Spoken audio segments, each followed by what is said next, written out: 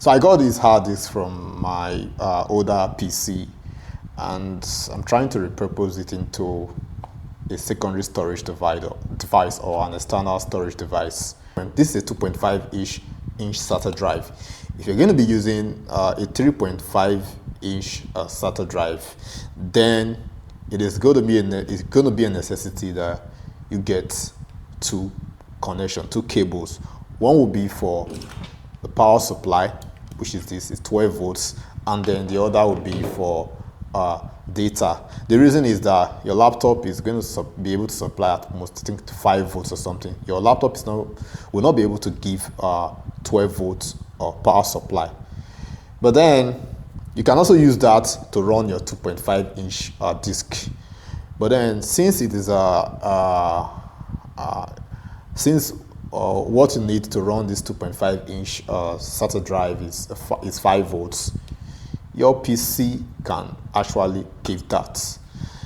And that is what this is for. So instead of having to get two cable, one for data and then one for power, everything is built into one little circuit here. And then what you just have to do is just to get this guy, stack it in, and then connect it via a USB. But note, very important, this will only work with a 2.5-inch. The reason being that this single cable is the single cable we're going to plug here is going to supply both power and link for data connection. You can't do that with a 3.5-inch because it needs 12 volts to run.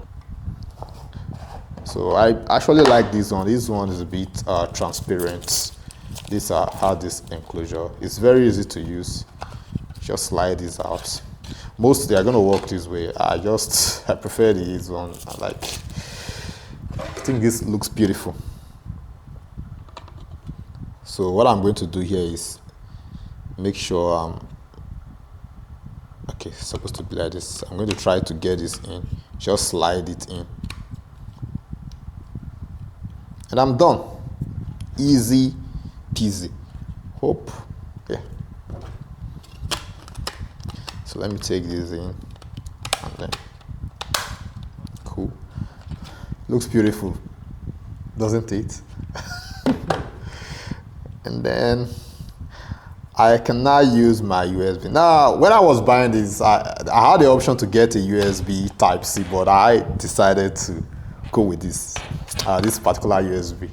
So the ones that are more common are your micro USB, this one, your Type A, and then the very, very popular Type-C. So it came, this enclosure, hard disk enclosure also came with an adapter. I think the Type A to Type-C adapter. But then this one is USB. Instead of a USB, micro USB, this is a micro USB B. So we also have USB Type B actually, that one that's like square in shape or something, but this is micro USB B. In case you see any USB that is like, if you see this shape, no, it's a micro USB B. It's not one kind of port. So let's try this. So I'm going to plug it in.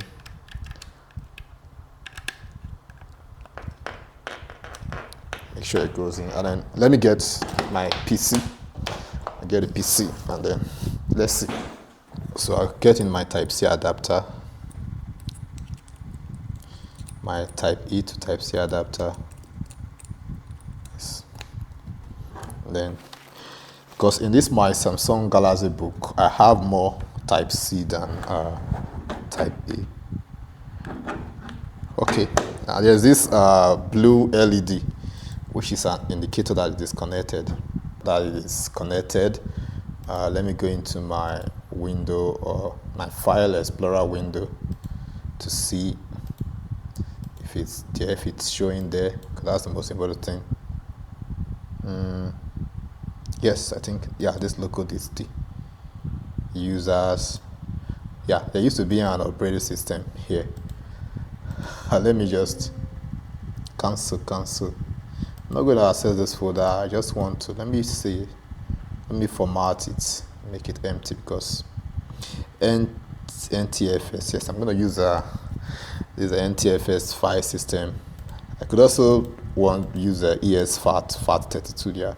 Okay, no, FAT32 should be for, yeah, I'm going to erase our data.